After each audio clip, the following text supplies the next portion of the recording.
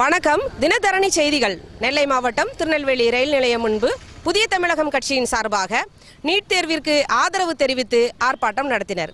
இது குறித்து மேற்கு மாவட்ட செயலாளர் ஜெயக்குமார் நம்மிடம் கூறியதாவது: தமிழக அரசு நீட் தேர்வை தமிழகத்திலும் நடத்த வேண்டும். மருத்துவ மாணவர்களுக்கு நீட் தேர்வின் அடிப்படையிலே மாணவர் சேர்க்கை நடைபெற வேண்டும் என்ற கோரிக்கையை வலியுறுத்தி தமிழகம் முழுவதும் மாநிலம் தழுவிய ஆர்ப்பாட்டம் புதிய தமிழகம் சார்பிலே நடந்து கொண்டிருக்கிறது. நெல்லை மாவட்டத்தில் இன்று நடக்கின்றது.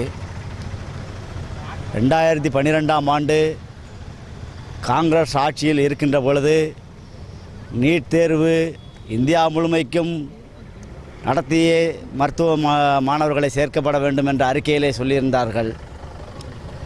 அந்த சொல்லிய நிலையிலே கூட 2013 வழக்கு கோர்ட்டிலே நிலுவையிலே இருந்தது.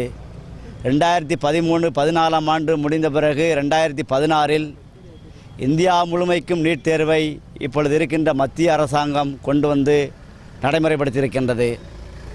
அருகிலே இருக்கின்ற கேரள அரசாங்கம் கூட நீட் தேர்வை வரவேற்று அந்த அடிப்படையிலே மாணவர் சேர்க்கை நடந்து கொண்டிருக்கிறது.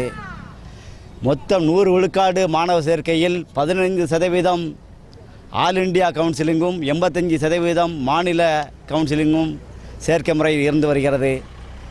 இப்பொழுது கூட 15% ஆல் இண்டியா கவுன்சிலிங் மூலம் மாணவர் சேர்க்கையில் சேர்த்து விட்டார்கள். ஆனால் தமிழகத்திற்கு மட்டும் விலக்கு 1 வருடம் கேட்டார்கள். மீண்டும் உச்சநீதிமன்றமே விலக்கு கிடையாது, நீங்கள் நீட் தேர்வை நடத்துங்கள் என்று சொல்லியும் கூட மீண்டும் தமிழக அரசு மீண்டும் 1 இயருக்கு விலக்கு கேட்பது எந்த வகையிலும் ஏற்புடையதாக கருத முடியாது.